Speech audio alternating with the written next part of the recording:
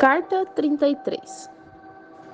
Meu querido pai, nesta carta que escrevo, na solidão de meu aposento, enquanto todos na casa têm procurado repouso, darei continuidade ao meu relato do julgamento, se assim pode ser chamado, de Jesus. Eu já lhe mostrei como ele foi primeiro levado a Anás e dali arrastado diante de Caifás e ao Sinédrio, os quais, incapazes de sentenciá-lo à morte, o enviaram ao procurador Pilatos, acusado de conspiração. Este, por sua vez, esquivando-se de condenar um homem que sabia que era inocente de qualquer crime, mas também temendo libertá-lo para que não fosse acusado pelos judeus diante de César, procurou transferir a responsabilidade para Herodes, cuja tetrarquia incluía Nazaré, onde Jesus comumente habitava. João, o fiel discípulo de confiança a quem Jesus amava, ainda se manteve perto de seu mestre cativo e procurava animá-lo com olhar afetuoso. E quando podia fazê-lo com segurança, o animava com atos de bondade. Mais de uma vez ele foi rudemente empurrado pelos violentos judeus, e em uma delas, vários homens o agarraram e teriam cometido violência contra ele, como um seguidor do profeta, se Caifás, do qual João é um parente distante e que o conhece bem, não houvesse intervindo. De fato, foi por essa influência protetora do sumo sacerdote que ao discípulo foi permitido manter-se perto de Jesus. E enquanto João fazia tudo o que pudesse para suavizar a severidade do tratamento que seu amigo recebia, nós estávamos em casa nos esforçando para acalmar a ansiedade materna de Maria de Nazaré, sua nobre mãe e quebrantada mãe, a qual com dificuldade conseguimos impedir de invadir o palácio e se jogar aos pés do procurador para implorá-lo a intervir e salvar seu filho. Seu único filho, das mãos de seus próprios compatriotas. Assim, uma dupla cena de angústia se passava, tanto no palácio como na casa do Rabino Amós. Maria, Marta e Lázaro também estavam conosco. Tinham vindo à cidade logo que receberam a carta de minha prima Maria.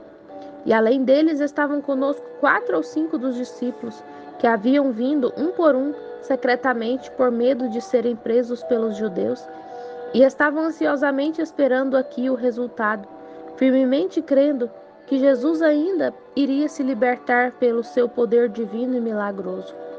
E a cada aproximação de passos na porta, eles exclamavam com entusiasmo: "É o Senhor!" Mas, em vão eram suas esperanças e todas as nossas expectativas. Herodes, o tetrarca da Galileia, que ocupava o velho palácio de Macabeu, que Alexandre o Macedônio havia construído para Seleuco, estava se deliciando com frutas e vinho à mesa, com vista por uma janela para a rua dos gentios, quando o barulho dos passos de milhares de judeus que estavam trazendo Jesus perante ele chegou aos seus ouvidos. Ele se levantou da mesa e disse: "Esse povo certamente está envolvido numa insurreição contra Pilatos." "Não, grande príncipe", respondeu o jovem Abel, seu copeiro, que era ligado a João e que me contou muitas dessas coisas. "Eles pegaram o profeta, Jesus Nazareno, e o estão acusando de sedição. Esse alvoroço não procede de um julgamento, mas sim de uma turba selvagem em movimento, e eles parecem estar se aproximando", foi sua resposta. Enquanto Herodes falava, ele foi à grade de sua basílica e contemplou as cabeças da multidão, que acabava de sair da rua e havia descido o morro do pretório. Num primeiro olhar, ele não conseguia distinguir na confusa massa de pessoas nenhum indivíduo em particular. Há lanças e romanos na vanguarda, e vejo sacerdotes e camponeses misturados. Agora eu vejo a causa de todo o tumulto. Um simples jovem, amarrado e sujo, pálido como mármore. "O que é isso, senhores?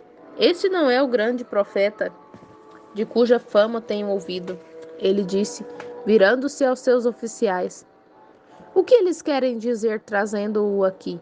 De qualquer maneira, estou contente em poder vê-lo.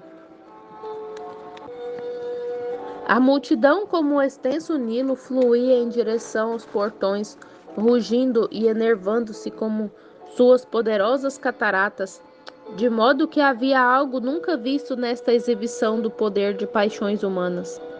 Emílio, com dificuldade, conseguiu levar seu prisioneiro até a praça do palácio, pressionado pela multidão de judeus ao seu redor. Finalmente, Emílio estava com ele diante de Herodes, em seu salão de banquetes, bem ao fundo, onde havia um estrado ou trono, onde o tetrarca se assentava, enquanto os judeus enchiam todo o vasto salão com um mar de rostos repleto de ansiedade. Príncipe real, disse Emílio, ajoelhando-se perante Herodes e apresentando o sinete. Eu sou enviado de Sua Excelência Pôncio Pilatos, o procurador romano da Judéia, para trazer-te este varão acusado de blasfêmia. Ignorante de seus costumes e fé, o governador deseja que tu, que és de sua nação, o examine. E além do mais, Pilatos, sabendo que é um galileu, e por se tratar de um assunto sob sua jurisdição, respeitosamente se recusa a interferir na sua autoridade. Quando Herodes Antipas ouviu a tão cortês mensagem do procurador, com o qual ele havia estado algum tempo em inimizade, ele ficou satisfeito. Dize, senhor cavaleiro, para a sua excelência, o mais nobre e esplêndido governador da Judéia, que eu aprecio sua extraordinária civilidade, e que nada me dará mais prazer em troca de tamanha e distinta cortesia que ser considerado por ele seu amigo. E que eu lamento qualquer ocorrência que tenha até agora nos afastado. Transmita-lhe a certeza da alta estima que eu tenho por ele. Emílio, ao receber essa resposta, levantou-se e inclinou-se. Então disse com a ousadia que o caracteriza. Ó gracioso e nobre tetrarca, rogo que não acate as acusações desses judeus em relação a este prisioneiro. Eles conceberam contra ele um ódio amargo, sem justa causa. Ele não fez nada digno de morte. Pilatos não pôde achar coisa alguma nele que merecesse a atenção da dignidade de um tribunal romano. Diga ao prisioneiro que não tema, respondeu Herodes, ao mesmo tempo olhando fixamente para Jesus, enquanto ele estava diante dele, na majestosa calma de sua inocência.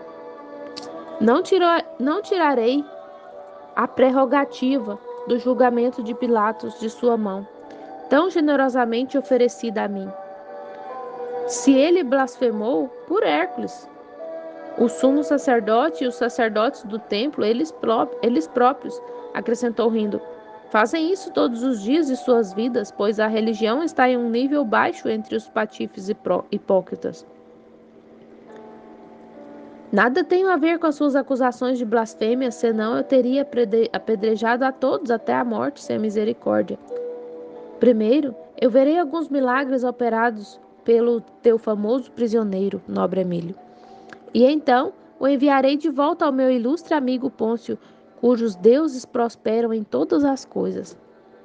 Herodes, então, fixando seus olhos curiosamente em Jesus, que ficou em silêncio diante dele, aparentemente a única pessoa tranquila no vasto saguão, extremamente lotado e barulhento, disse aos soldados: libertem-no, pelo cajado de Jacó.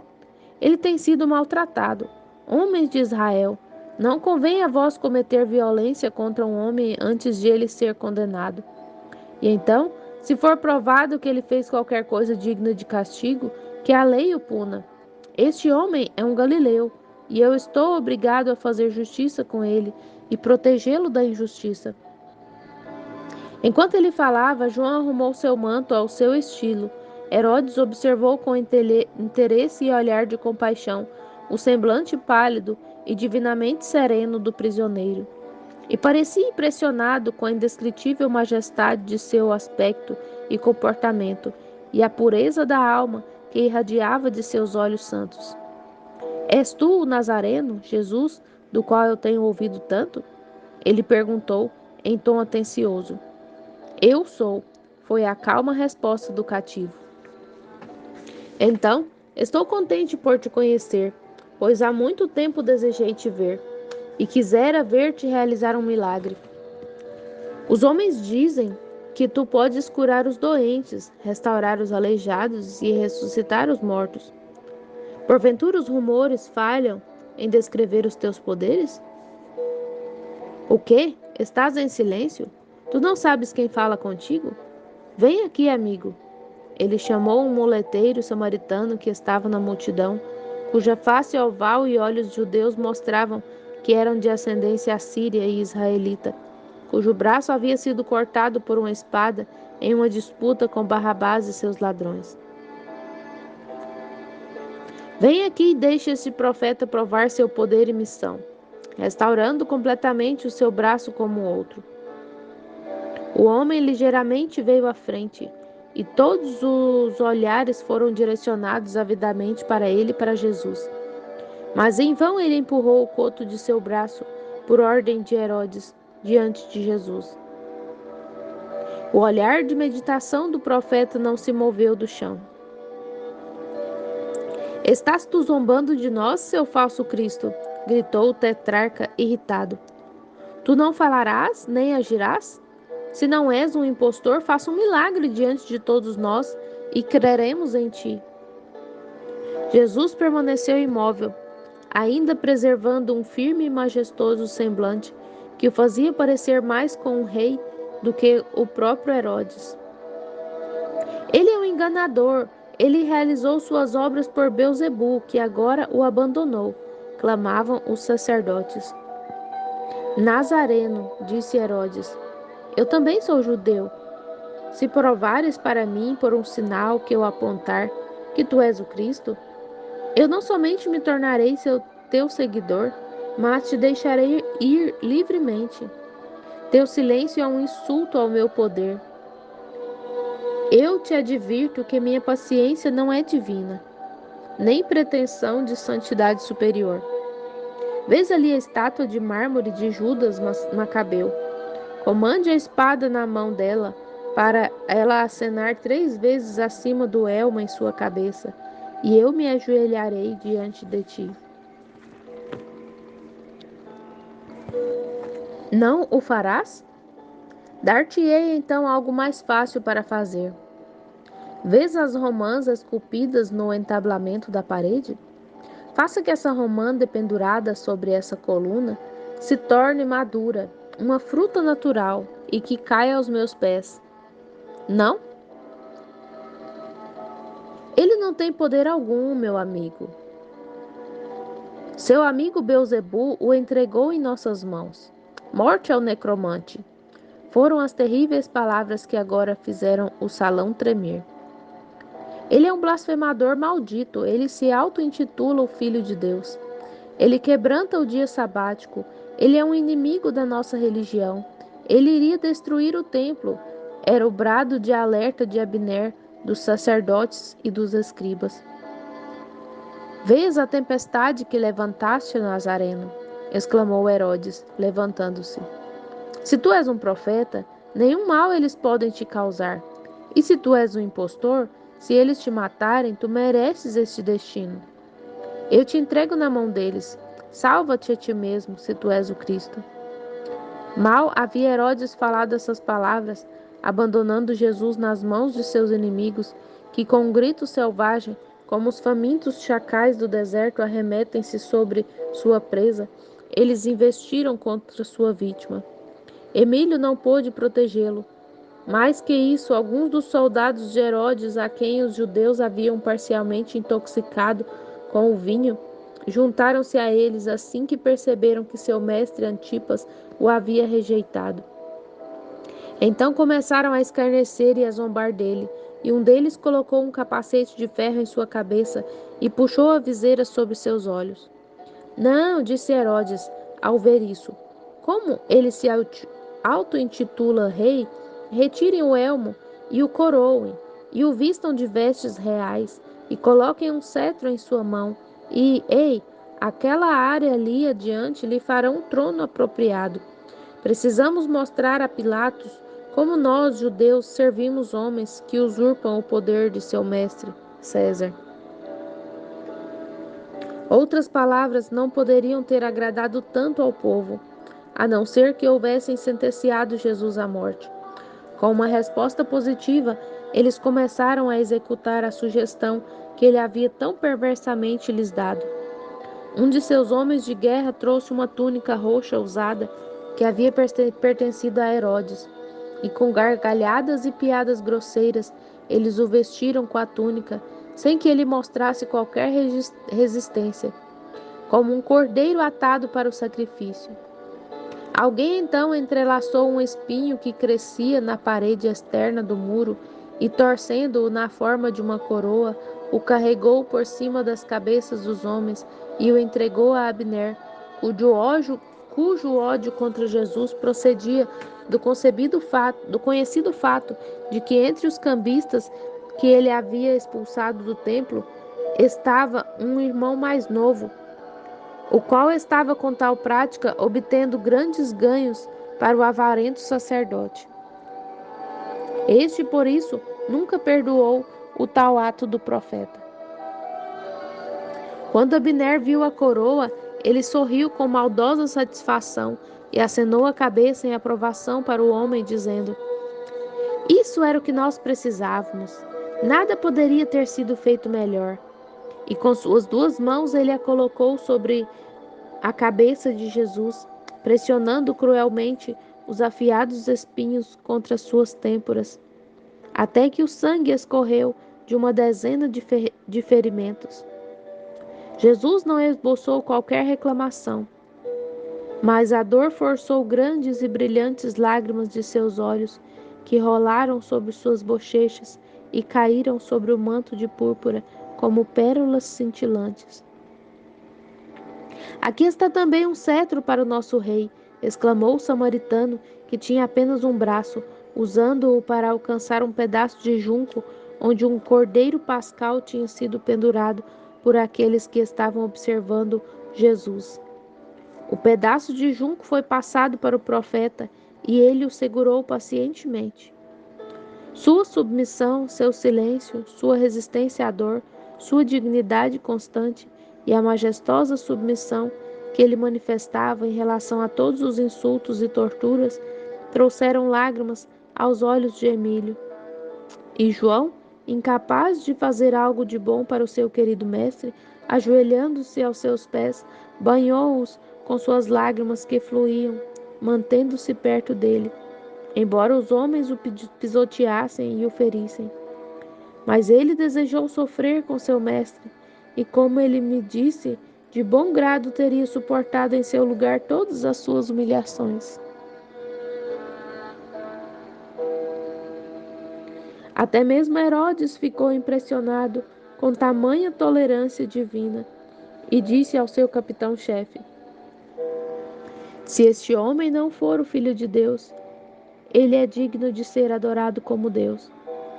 Tão sublime paciência é mais que humana, é divina.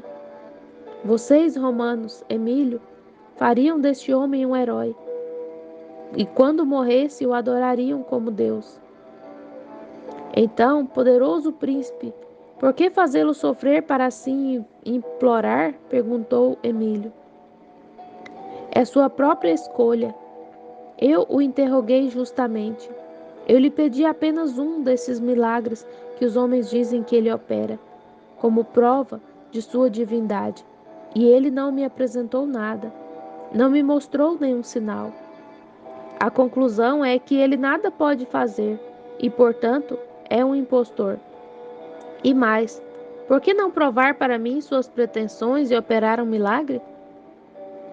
Nobre príncipe real, disse Abner, em voz alta, tu vês agora o rei dos judeus coroado, vestido com um cetro na mão. Vestido e com um cetro na mão, e apontou para Jesus. Salve, o mais poderoso e forte soberano da Galileia! Salve, o rei dos pescadores! Exclamou Herodes, zombando dele e aparentemente divertindo-se bastante com a zombaria. Se me disseres em qual nuvem fica a tua cidade, eu e minha corte te faremos uma visita. Indubitavelmente tens um bravo exército de pescadores da Galileia e uma poderosa frota de barcos de pesca. Salve, poderoso rei, que todos os companheiros, homens de guerra, todos adorem. Não dobrarão seus joelhos diante deste personagem real? Prestem homenagens ao rei. Nisso, muitos dos que estavam ao redor dele se ajoelharam, e outros, zombando, prostraram-se diante do profeta. Mas ele permaneceu exatamente como um monarca, tanto que outros, que estavam prestes a zombar dele, se contiveram. Então Herodes se virou com um olhar preocupado, dizendo abruptamente: Leve-no de volta ao procurador. Uma vez mais, a vasta multidão colocou-se em movimento, e com gritos e insultos escoltaram Jesus da presença de Herodes de volta ao pretório, como já relatei em minha carta anterior. Quando Pilatos viu a multidão que retornava e entendeu que Herodes havia recusado exercer o seu privilégio sobre o caso, ele ficou muito aborrecido. Quando mais uma vez Jesus estava diante dele, vestido como já descrevi, na esplêndida túnica e coroado, Pilatos, dirigindo-se a Caifás e aos sacerdotes, disse irritado: O que quereis? Por que trazer este homem outra vez perante mim? Haveis-me apresentado este homem como pervertedor do povo, e eis que, examinando-o na vossa presença, nenhuma culpa achei nele. Nada provastes por suas testemunhas, em relação às coisas de que o acusam. Então vos enviei a Herodes, e o tetrarca da Galileia, um de sua própria nação. Nada encontra nele digno de morte. Indubitavelmente ele deve ter dito algo sobre não pagar impostos, e por isso merece uma leve punição, mas não morte. Eu o castigarei, exigirei que ele seja mais cuidadoso e o deixarei ir. Se tu libertares este homem, és um inimigo de Tibério, respondeu Caifás. Viste tamanha confusão que ele tem causado na cidade? Se ele for solto, haverá uma revolução, e César virá e tomará nosso lugar e nação. O que é melhor? Um homem perecer na Judéia ou todos? É conveniente que ele morra pelo povo. Nada a não ser sua morte agora irá salvar nossa nação. Em nome de Júpiter, ó Nazareno, o que fizeste para inflamar esses judeus? Se tu és o rei, prove para eles, ou para mim, exigiu Pilatos, muito perturbado. Meu reino não é desta terra, respondeu Jesus. Se meu reino fosse desse mundo, meus servos lutariam, e eu não seria entregue aos judeus.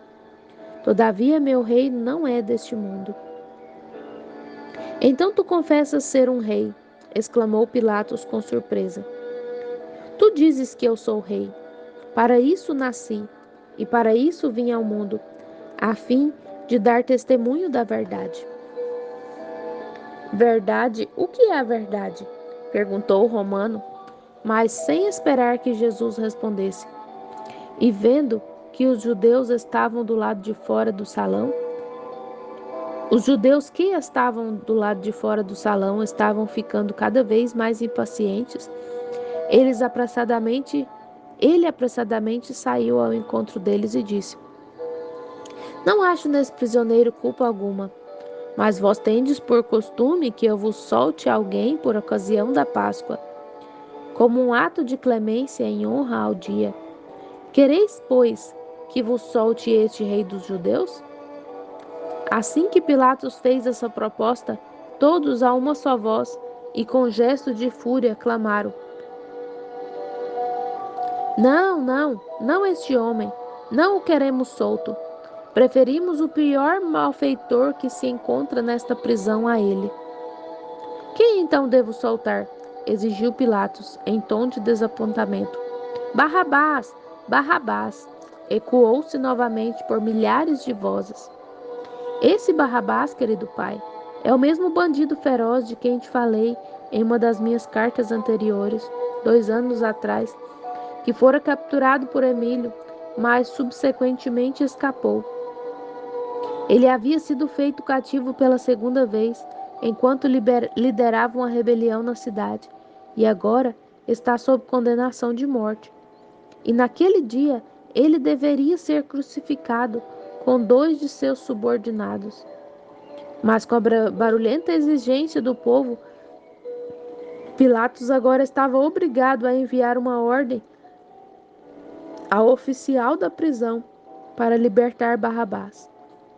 E pouco tempo depois, ele foi escoltado de sua cela para diante do pretório, em grande pompa, e logo se tornou um dos mais atuantes em hostilidade com Jesus. Pilatos, porém, entendendo que os judeus não se contentariam com nada menos do que o sangue de Jesus, retornou tristemente ao salão de julgamento, onde ele havia deixado Jesus sentado no degrau mais baixo de seu trono. Visto que o ferido profeta não mais conseguia se manter em pé por causa do cansaço e pelo tratamento pesado que ele havia sofrido. O restante da minha narrativa sobre a condenação, crucificação, eu darei pela manhã, querido Pai. Sua amada filha, Adina.